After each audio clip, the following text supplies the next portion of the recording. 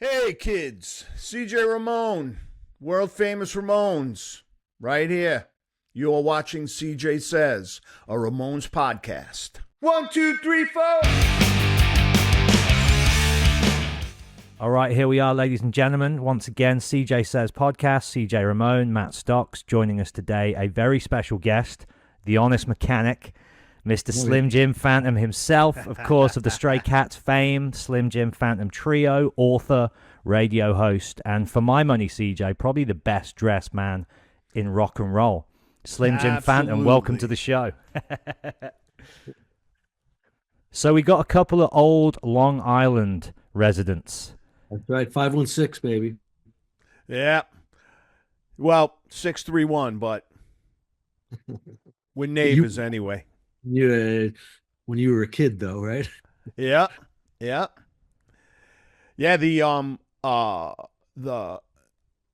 this is going back. So I was in high school when the Stray Cats broke, when you guys took over.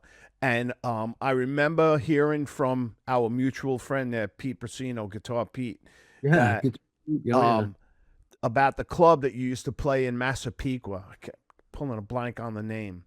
Was there one place in Massapequa you guys used to play a lot? There's a rumor that we used to play a place called Heckles and Jekylls, but it's untrue. Okay. We used to play at Authors, was the place in that. Yeah. And we played TK's Lounge in Amityville. Yeah. Arrows, which is right next to Belmore train station. All right. And played someplace way out in your neck of the woods that was called the Fifth Amendment. And it was like a swingers, like older people. We were like, dude, I don't know how we got it. But owned it, loved us. And we played like 5 times a week, maybe 6 nights a week.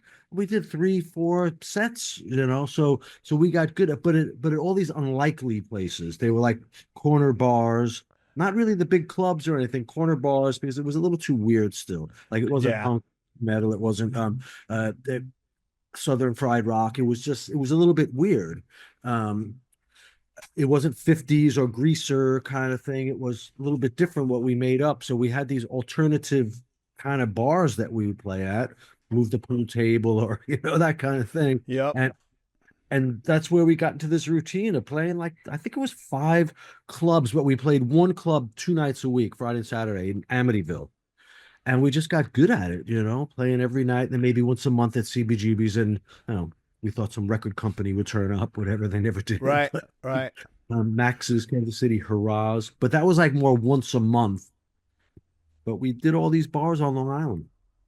Yeah, that just before we jumped on there, me and Matt were talking, and I said to Matt, you guys existed outside like the rockabilly scene in a way that no other rockabilly band ever did. Like, you guys were so good at what you did that you just got adopted by the punk scene, by the pop scene, by the mainstream music fans. Like, everybody just adopted the Stray Cats because you guys were so good. You were so good and looked really good and just came across as 100% authentic. And I think that's why the band just appealed to everybody and not just like traditional rockabilly fans.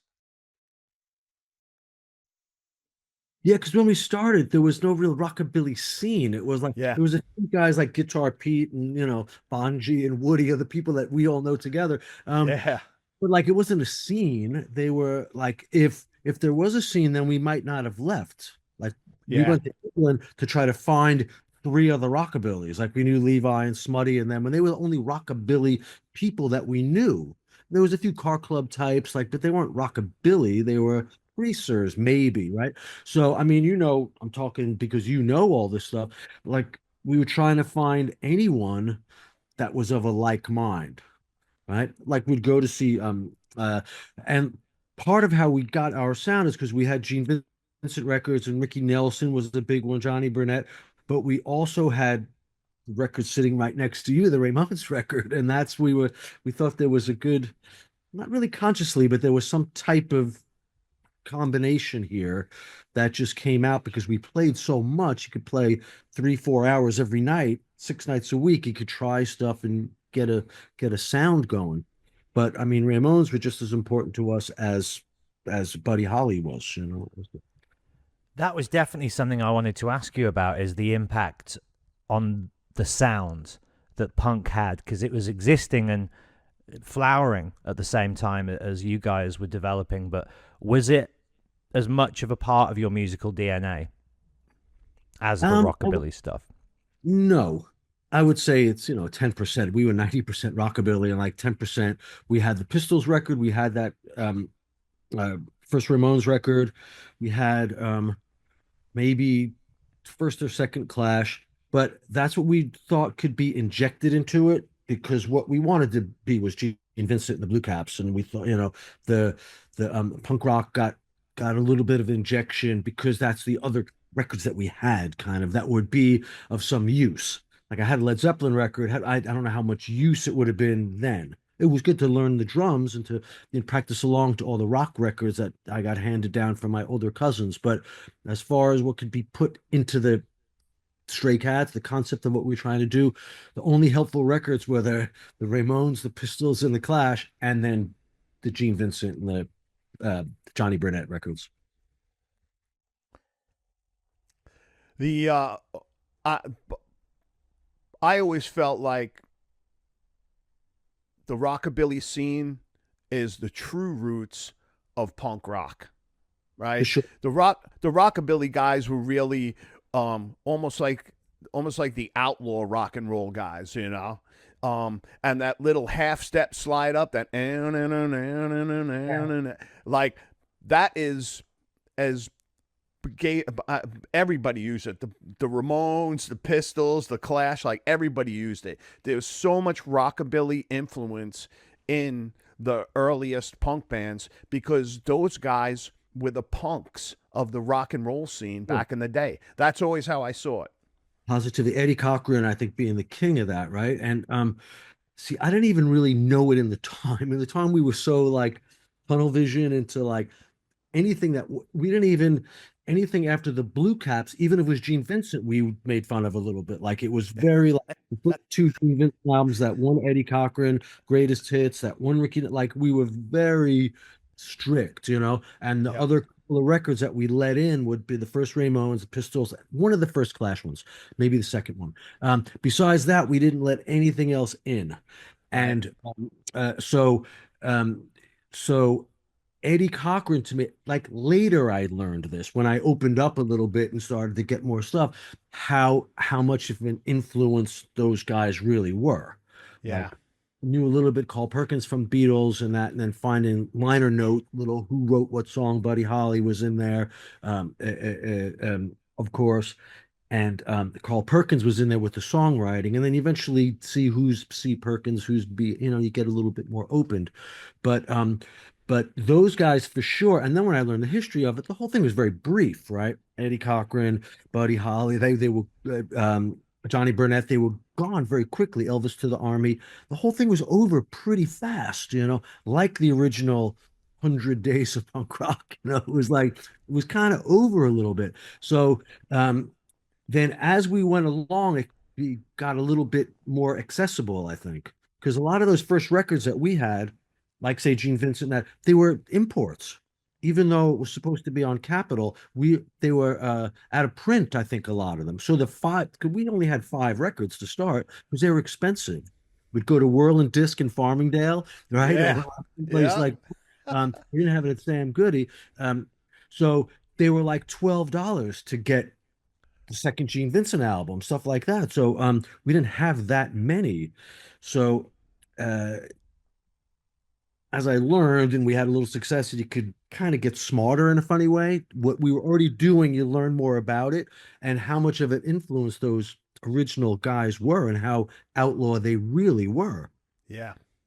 How'd you meet Lee and Brian? How do you three connect? And did it feel like you were the only three in your area, sort of Yeah, positive. dressing the way you were, We listening to what you were? well, we went to school together, so Right. we had known each other before anyone. had a vision. And I mean, CJ, you'll relate to this. Brian was too older than us. And so when you're in because Lee and I were in the fourth grade together, we always played together because Wow. anyone in a band who's got a guitar, who's got a drum kit, you tended to go to the other's basement and kind of learn to play. Anyone your own age. Brian was always known as the best guy in town, but he was too older than us. Yeah. So we didn't see him that often. I knew him from Little League, whatever. He was in the seniors and we were in the Pony League, whatever it was. So I knew the guy.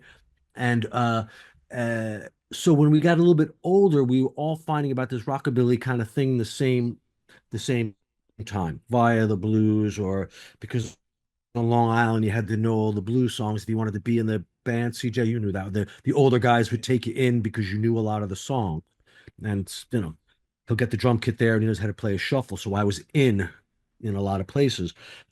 So we had known each other because Lee and I were the two younger guys that would go play with the older guys for half the money, whatever, at the school dance or the bar that we were too young. We go in the back door type of thing. So when we started to find out about the deep part of rockabilly, finding out about it through Beatles or through that Rolling Stones, and when I found Elvis Presley, original Elvis Presley from Memphis days of Sun Records, we all had a bit of a transformation. Like we didn't really know that existed in a funny way. And that mixed with finding out about the English guys at the same time, Teddy Boy look, we thought we could combine that musically and write an image as well. Like we had the Clash record, so with spiky belt with a rockabilly suit. That's kind of something different.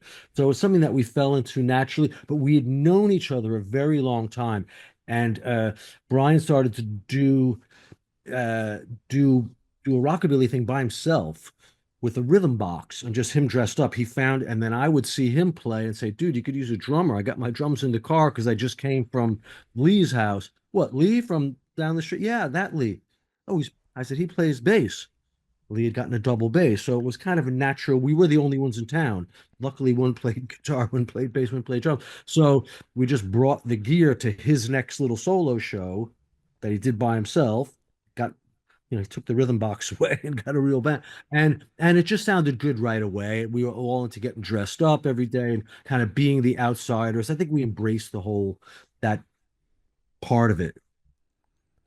Yeah, and it arrived so fully formed, right? And I think what's so amazing about a band like you guys is the sound, the look, the attitude, everything is such high concept and such commitment to the presentation from the outset. I'd love to know where the great places to shop were back in the day, because in the UK, people obviously talk about sex and the clientele that would go in there and the scene that came out of there. Was there an equivalent in New York where you could go and you were going to get Teddy Boy gear and like real tailor-made threads? Or was a lot of it kind of like vintage thrift shopping? And well, it was a little bit of both. You could still really the super fine stuff was never for $1 at the thrift store. It was at Trash and Vaudeville, or there was a couple of those places down there, and you could go to Andy's Cheapies or Cheaps Jacks. CJ knows this, and there was some other one that was further downtown. That the good items were always, the H Bar C shirt was $100 then, not 500 like now. But they had the doable stuff on the ground floor, and then in back of the cash register, there was stuff on a coat hanger, those Vietnam jackets or the satin, the really cool velvet army jacket, all that. I mean, you could find it, but if the regular items like black bowling shirts or baggy pants, then you could maybe find them at the thrift store. And we used to go again.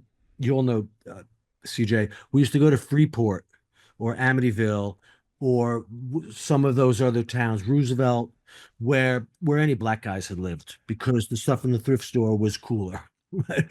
Massapequa, I don't know how much there was in the thrift store. But you could, and we did it a lot. We drove all over and tried to find, but even back then, some purple bowling shirt was hard to find, really. But we did the homework. There was one good place, I don't know if you remember, CJ, on Grand Avenue in Baldwin called the Whatnot Shop. Yeah. And Oh yeah. they were a rockabilly couple, Dave and Nancy, and they dressed like the 1940s. And they Yeah. lived in the shop, and they had a whole, before us, a little world. And they had nice items. You paid for them, but like you knew you could find them there.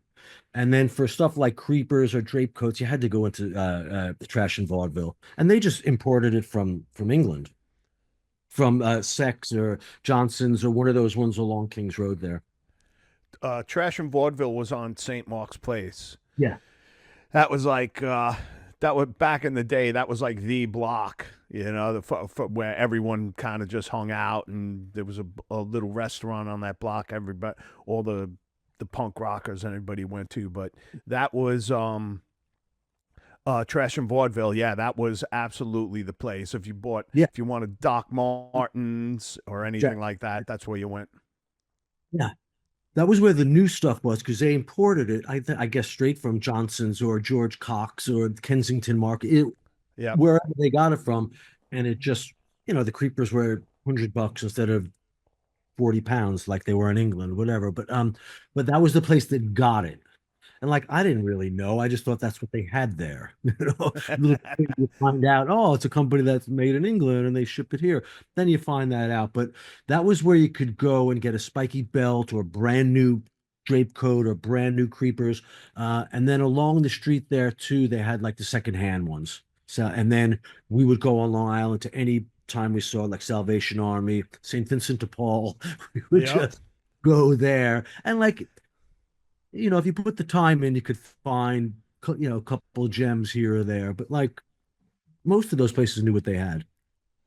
So later on after after everything happened in England, you guys broke so big. Did you have custom stuff made? Yes, that was like the first thing any of us did, and that was a few years later. That was after we came to L.A. We found a guy named Glenn Palmer, who's Linda knows him. He's a tailor. He's an old English guy that worked on Kings Road and all those places. But like he learned how to be a proper tailor in the 50s, I think, probably. And then in the 60s, Wow. he made that stuff like Brian Jones or whatever would wear kind of thing. But he was one of those English guys that knew about American stuff, and he knew tailoring, and he knew like Western tailoring and that. So when we met him in LA, even though he's English, he was hip to all that. He was hip to Granny Takes a Trip, Velvet Jackets, and he was hip to like Hank Williams musical notes on this. He knew both. So when we met him, that was a bit of a changer with the fashion stuff because we all had suits made. That was like the one thing that you want to do. You want a pair of pink and black cowboy pants, you don't have to look at trash and vaudeville anymore. Like you can get one that fits you and choose what you wanted. So but that was the one luxury that everyone had. This good English tailor guy who's like really old now. He can't do it. So I'm happy that we met him when he was a bit younger. Did you all relocate out to LA? Slowly. I was the first one. And then Lee, maybe a year or two later, and then Brian did too, eventually. And Lee then went down to, he lives in Laguna, but he still kept roots in New York because his parents were up until recently still around. So he had a little flat in the city too. And Brian was here for a long time, yeah. And then he went to where he married a girl from Minneapolis, so he lives there now. But everyone did kind of 83, 84, 85, like all that time everyone had, and I just stayed in LA. Who were the bands in New York before you left that were important and making waves on that CBGB's and Max's scene? And were any of them, did you consider any of them peers on a friendship level, if not on a musical level? Because it seems really interesting to me as a Brit, right, that you would be in this quite fertile musical creative city at a really vibrant time, and they would accept and sort of lift up very different, unusual, unique, out of the box bands. But you guys decided to go over and find a home and a launch in England. So before you go to the UK, what's the New York that you're familiar with like, and how much of a part of that scene were you guys early on? Before you answer, let me just interject something right here. The Stray Cats are not the only band that actually traveled over to England to break big. Jimi Hendrix famously. It's because we've got good taste, CJ. Well, I think I think in America we were a lot more traditional about how we we were very much more American centric in the music that we listened to, whereas over in the UK I think they were just a little bit more accepting to new stuff. But the Stray Cats, I mean, that was an obvious smart business decision to go over there where, like Jim said earlier, there was already an established thriving rockabilly scene, and not just a new scene that had popped up, but a scene that had been around since the days of rockabilly. It never went away there. It never went out of style. It was a continuous scene that lived on in the UK. When I thought about England and USA back then, again, I'm a little bit smarter, so I know how to say it better. To me, in New York then, and probably LA, they were interested in things that they thought was from England in a funny way, right? Like in New York, certainly, right? And in England, Europe, which we found out we didn't really know, they wanted it to be American, right? Like in New York, Boston, we used to go to once in a while, Hot Club in Philadelphia. They wanted to be the most like England, like they wanted it to be the Clash. We wanted to be American, and the British wanted that more. They wanted Gene Vincent, Eddie Cochran, and Buddy Holly. The USA wanted, and like even in the 60s, 70s, they wanted to be the most Beatles or the most Rolling Stones. And when we eventually met those great guys, they said, no, we sold music back to you. Like they were more influenced by the American blues and rock and roll than the Americans were. So in New York back then, I don't think we were friends with anyone because it was 1979. So kind of Ramones had already graduated to like having a record deal and being on the radio, but there was no one breaking out of New York. This would have been 1979 and through the beginning of 1980. That's when those 18 months is when we were really at it in New York, and we were too weird for them. They were like snotty bands trying to be, English and fey and that type of thing. We weren't friends with any of them, and I think they were all afraid of us because we were much better than all of them. We had all taken lessons and we knew how to play. But we arrived kind of formed but evolving at the same time.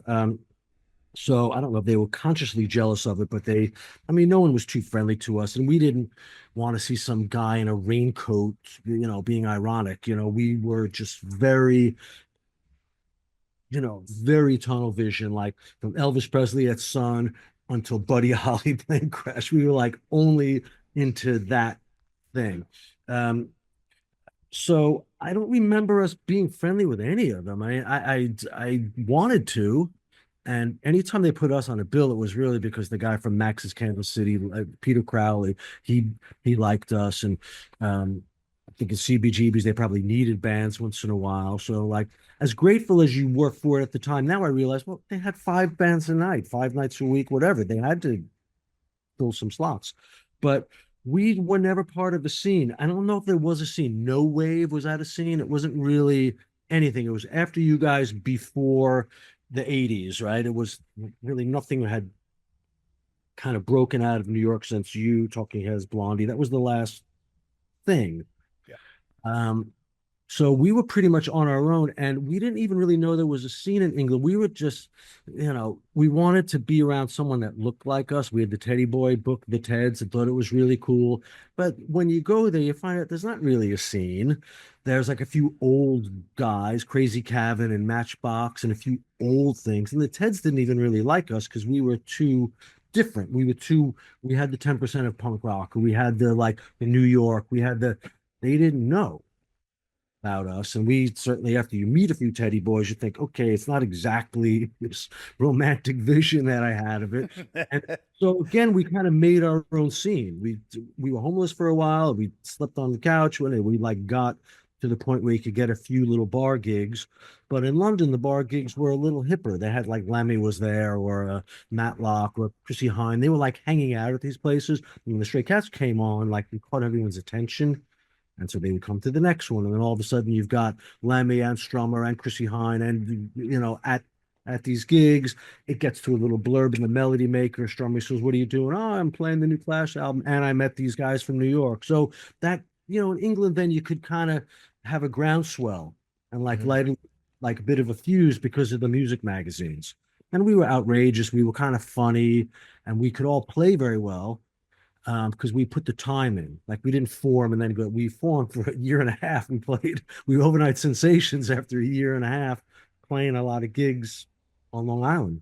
So it became like a little bit trendy to go see the Stray Cats in the beginning.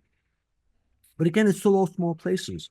But when you get 30 people and 5 of them are famous, it's kind of, makes a little noise. That time period in New York is that 1980.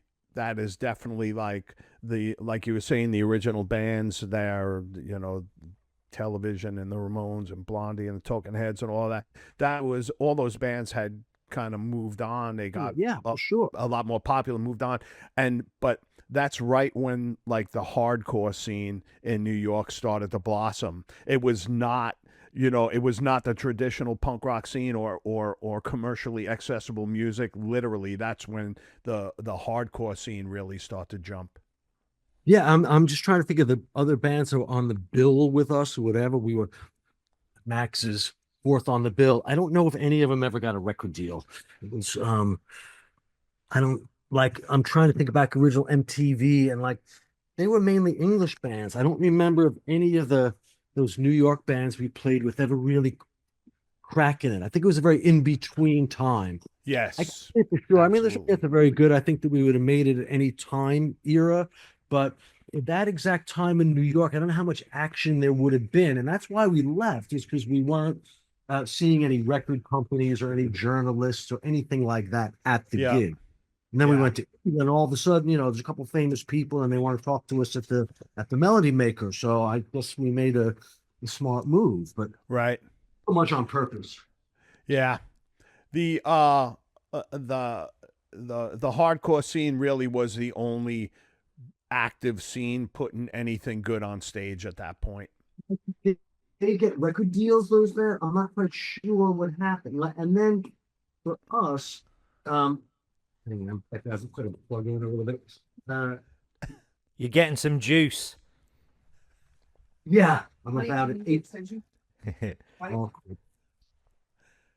So so I can't really remember if any of those bands, like even when MTV first started, most of the bands from that time era were from England, because when MTV started, they didn't have that many videos. It just wasn't enough. Right. I think we had a couple of them. But in England, that was part of when you made a record, you also made a video. It was part of the thing because I guess they played it on Top of the Pops or the Solid Gold of France. They had those lip sync shows, and sometimes you couldn't go to them, so they would play the video. So when MTV started, I think they had to look to like English bands to get a lot of the content. So that's why when MTV launched, if a bunch of New York bands or LA bands had videos, I think they would have been more successful. But it was just a thing because if early MTV, if you remember, it was all Duran Duran, Culture Club, Stray Cats. We got lumped in with that new wave kind of thing because we had a video. and you looked great. That obviously helped. Well, yeah, because it was a visual medium, I think, and I think we had, I think when MTV launched, I don't think they had released our record in America yet. They were still waiting because we were kind of signed out of England, so we were treated as an English band would have been. You play Europe 5 times first, then you go to Australia, then you go, and then eventually, if they want to roll the dice on a tour support, you come to the States, right? So even though we were American, we kind of had the career arc of someone English at that time because that's where we signed it from. So, but then MTV comes along, and it was a very visual medium in the first place. So I think if you look good and you were young and you had a good song, I think you had more of a shot. So when MTV started, that helped us a lot because the radio in the States was still very much, in the 70s. It really hadn't embraced punk that much or anything, you know, Billy Joel or the Cars were new wave or Blondie. Like it wasn't really um, too much of a gamble for radio. And that was as far as they'd advanced by the time we came along. We still had a lot of resistance from radio, but MTV was so powerful that then the radio started to look, hey, what's on this new thing called MTV? And then the radio went along. And that's how it happened for us. You mentioned Lemmy earlier. He's obviously the great bridge, I think, between a lot of these guitar-driven subgenres, right? If you're into metal, you love Motorhead. If you're into punk, they were cool with them too. And he was a very early champion, right, of what you guys were doing. And he's obviously a proud rock and roll, as an original rock and roll fan. Did you guys bond pretty soon, right out the gate when you met him? Oh, he was my friend right away. I mean, I didn't know. I had no idea who it was. It was another guy that was up at 4 o'clock. That's really, and he wanted to talk about Gene Vincent, like a certain song that he didn't. He asked me if we ever did that one, and I said, I don't even know that one, man. What do you mean you don't know that song? So like, then he had to prove to me, take me to his crazy house to show me it. He had this Gene Vincent certain record that he wanted me to know. And then we just became friends. I mean, it was still when I was young and I didn't quite understand a guy who looks like that is into Buddy Holly. Like I hadn't yet been able to make that connection. He was one of the ones that started me. And then we would see people like Rick Wakeman was at the Stray Cats concert, yeah, gigs. And I wouldn't even concerts, gig. I said, why is the guy from Yes? My cousin went to see him and he had a wizard coat on. Like, why is he at the Stray Cats? Well, because he loves Jerry Lee and Little Richard. Duh, of course. So that was my early days of like making sense out of like, we thought you could only be rockabilly and into what we're into for you to like it in any way. So that was part of, and Lemmy was a big part of me understanding. Like Chris Squire used to come to all the gigs, people like that. Like, why are you here? Then, of course, I learned pretty quickly that okay, it's not just me that knows about this stuff. It's pretty influential to a lot of people, and you don't have to look exactly like the Gene Vincent record to like this music. For me, it was a bit of a learning thing. I mean, I know it's pretty obvious, but we were so tunnel vision that I didn't understand it. And Lemmy was one of the guys that made me understand. Of course, he likes Buddy Holly. Now I get it. It was made perfect sense. But before I knew he was the biggest one, I didn't get it.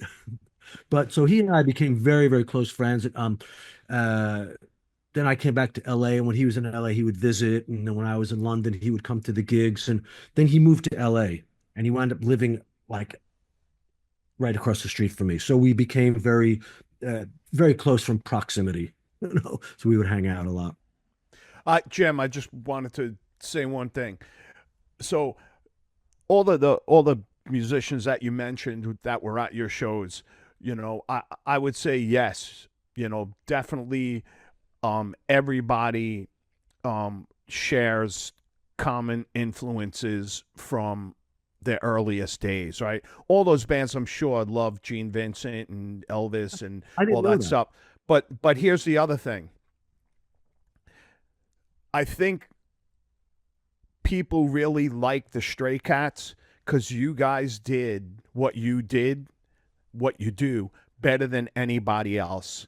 And that's always kind of, there wasn't a better progressive band around than Yes. They were the biggest selling progressive band, unbelievable musicians, top of their game. But I'm sure that because that's how I always looked at the Stray Cats, there was nobody who did what you did better than what you do. Yeah.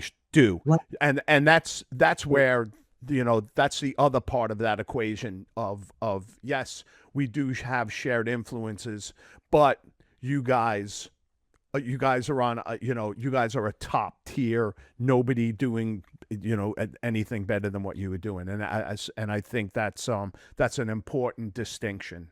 that's a beautiful oh shucks thing for me now. But I completely agree with that in every way. Because like Ramones, like the Clash, like the anyone who's at the top of a genre is really, really good. Why is Bob Marley the most on the radio? Well, because he was the best one. Yep. Why are, Allman Brothers on? Well, because they were the best one. I Yep. completely agree with that. And, why 100 years later is like Ramones in everyone's consciousness? Because you're the best. And that's a very good point. Any genre, the best, Lemmy, Led Zeppelin, the best ones at the genre are always going to be appealing to everyone, I think. That's the key. That's the key. That's how you can tell the bands that are, because it's their fans are not specific to that musical style. And Yes. that's how you could tell the truly classic bands, Agreed. in my opinion. I I have the same opinion. Maybe you could both shed some light on this. Obviously, Lemmy wrote Ramones, Ramones, for the Ramones. CJ, you later sung it. How privy were you to the sort of impact that the Ramones had on Lemmy? First of all, Jim, did you guys talk much together about that particular band and their impact on culture? And do you know about his sort of inspiration behind that song at all?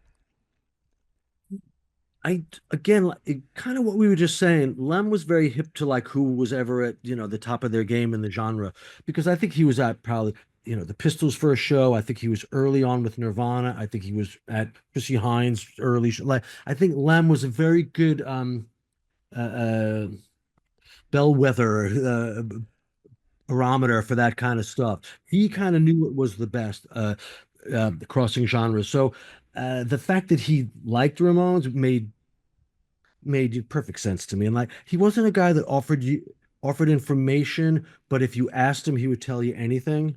Like, Lem, I didn't know you knew the. Oh yeah, look, but he wouldn't have offered that. You have to ask him, and he would be very open with his information. So the fact that he recognized those guys as being the best in song, it's not surprising. Um, but he was friends with Dee Dee, who we all were, and I think he was more friendly with Joey Ramone. Yeah. And I was friends with John. Really, John was one of my best friends, and Lem didn't really get John that much. You know what I mean? But that makes sense to me. He Yeah. respected him. I don't think they were tight, really. But it makes sense to me. Perfect sense that he would have written that song. I get it. You know? Yeah. Yeah. The relationship that he had with Joey, it was really interesting because that's the two guys that kind of are on a level by themselves. I think the respect that Lemmy and the respect that Joey get, they're really on the same level, and Yeah. they they Lemmy Lemmy loved Joey. Like you could That's tell when they hung out the way that I would see him talking with Joey, and you know, the way he looked at Joey when they were talking, I I understood the relationship there. I got it. But when we were told that, hey, Lemmy wrote a song for the Ramones, and it's gonna be on their next record, and I listened to the song and I was like, oh my god, it's a classic Motorhead song. Like literally, it's a classic song. For those later records, I think it's probably my one of my favorite songs. But um, when I heard him mention me in the song, because I did not, that's one thing I did not expect. I did not expect that at all. So when I heard the line "CJ now hit the gas," it was like a yeah. a very unique moment in my career with the Ramones, He because was good at lyrics like that, name checking and knocking things out. He was very yeah, good at. it was unreal, unreal. But here I am playing in the Ramones, a band I grew up loving, and now Lemmy writes a song and includes me in it, and for no other reason than that's just the kind of guy he was, and it was a He loved it. very very important moment in my career. And He the Ramones' final show, I got to stand on stage and play that song with him, singing harmonies together. It's there's like very few moments that will outshine that one. Yeah, beautiful. And I think maybe his personality too. I'm a bit more like I can roll with the go with the flow. Uh, so two of my best friends I've ever had in my life were John and Lem. And Yeah. seemingly, John's so I mean, him, he was a hard ass, you know what I Yeah. mean? And Lemmy was very laissez-faire. Um, Yep. but I think it boils down to stuff like Lemmy couldn't sit still to go to a restaurant, you know. John liked going to a restaurant. I like going to a restaurant too, but if Lem wanted to stay up and speed around, then I could do that too. Like so, but I don't think I mean, I thought they were close. Um, but a different crowd kind of thing, like Lem couldn't sit still long enough to really watch a ball game or something like that. Um, so, but I think they respect each other and they knew each other. Now, what I can say that no one else ever did is when Lem was my neighbor for the last 10, 15 years, whatever, I got a call to do a song on an Elvis tribute record. So for charity or something, it was a tribute.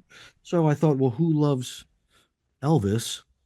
I said, Lemmy loves Elvis, Johnny Ramone loves Elvis. So I got them both in the studio to do a song, which is the only first, last, only time ever that they Did would you have do been. two songs with them? Yes. Is both of them with singing on it? You I mean, I did know. Viva Las Vegas was definitely one, right? Yes. Yeah. And the other was Good Rockin' Tonight, which is the one I remember clearer. But uh, to show where they were both at, um, and they agreed. John thought it was a cool idea. John had already retired, so he had to borrow his guitar back from Vincent Gallo to do the session because he had sold his guitar. Right? So he had to borrow it back. Um, Lem and I and John and Danny Harvey, the guitar player, we went in and very quickly did the song. And then John was like, "All right, well, I'm going home now. Let's go out later." Okay, I'll call you later. Lemmy said, "Well, we got 5 hours left on the session. Let's do another one." That's the difference with those two guys right there. So Lemmy and I just kept going in the studio, and we asked the guys, "Is he available tomorrow?" So that became Headcat. We made an album, and then we made another one like a couple years later. John went home after the one song was done. Lemmy stayed and did three more. See, that's the difference with those guys. Lem, it was a lifestyle, it was a thing. Where else am I going to go? Back home? I'm already up. I'm already dressed. I'm in the studio. John was very workmanlike about it. Okay, I told Slim Jim I'd do that one song, and now I'm going home. And really, that was the genesis, the head cat, because Lem was my friend and my neighbor, but it took that moment for us to and then when you play with someone, you make a record, you have an extra little bond. It's like, you have a child, not quite that extreme, but like you have more of a connection that you have a little band and a little album now. That's a So, perfect analogy. yeah. How'd you first meet John? Where do you guys first meet? Okay, John, I met Ramon. You see, because when I would go to see them play, it was like I was like a kid. No one cared. So, and then by the time I was old enough to be a little bit of a big shot, they were like, they had already made an album. They were um, uh, out of the club scene kind of thing. So, the first time I met John was um, they were on a bill with Stray Cats. CJ, you were probably there, 83, 84, No, 82, 80. that's Okay. before me. Um, uh, and then they were on a bill with us. And John wanted his poster signed or something like wacky like that. And like knocked on the door and had a little, now had a little post-it note where he wanted me to sign the thing. And like, okay, like I thought he was kind of crazy, really. Hey, look, hey, I'm the guy in the Ramones. Holy shit, this. Can you please sign that? And he had, like I said, a little arrow and a post-it note of where to sign your name, and like, so that was the first time I met him. And then it turned out that we had the same accountant in New York. And I saw him at the office one time or something. And then by talking a little bit, we see on the road, and I think saw them at a truck stop of all hundreds and thousands of truck stops in the world. We saw them. They were in a van. It was Monty and the whole gang, right? And we were in a tour bus. Felt kind of funny. These guys are so much, they're the Ramones. We're a band starting out. But he had a copy of Baseball Weekly, and so did I at the truck stop. You always find each other, two guys, and then like the funny. So, and we just made a mental note of it, really, and then we'd see each other a few times here and there. But then he moved to L.A. And so I had known him before then, but when he moved to LA, we were in the same little gang of people, and we started to go to the Angels when the Yankees were in town, and then to Dodger games because we knew a guy that had tickets. So, and then we became very, very close. So I knew him for maybe 10 years before I got very close with him, and then we were with him a lot, Now to this day, Linda lives across the street. I see her all the time. So they live 2 minutes away from me. But so again, John was one of those guys that was kind of rockabilly hiding in plain sight, I call it. He loved Elvis, of course, as we all know. And so that was another thing we had in common. He got the Stray Cats. He understood what we were doing. And of course, the Ramones, I was a fan always. I mean, I saw him play 10 times before I knew him. So that was that was a cool thing. And again, like minds, Lemmy, the guy from the Ramones, the guy from the Stray Cats. Oh yes, they made a song together. Did you ever go to Yankee Stadium with John? No.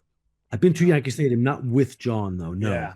We used to go Angel Stadium anytime the Yankees played within that 10, 12-year period. We were all before he got sick. And we would go to Dodger Stadium quite a bit to see like any game because a guy that we knew got 4 tickets and he didn't really drive. The guy didn't really drive. I was the one that drove. So I got I was the designated driver. So but we went to a lot of games at Dodger Stadium. Just any team, it didn't matter. He would keep score and then he'd give the program to some kid, which I always thought was cool, Yeah.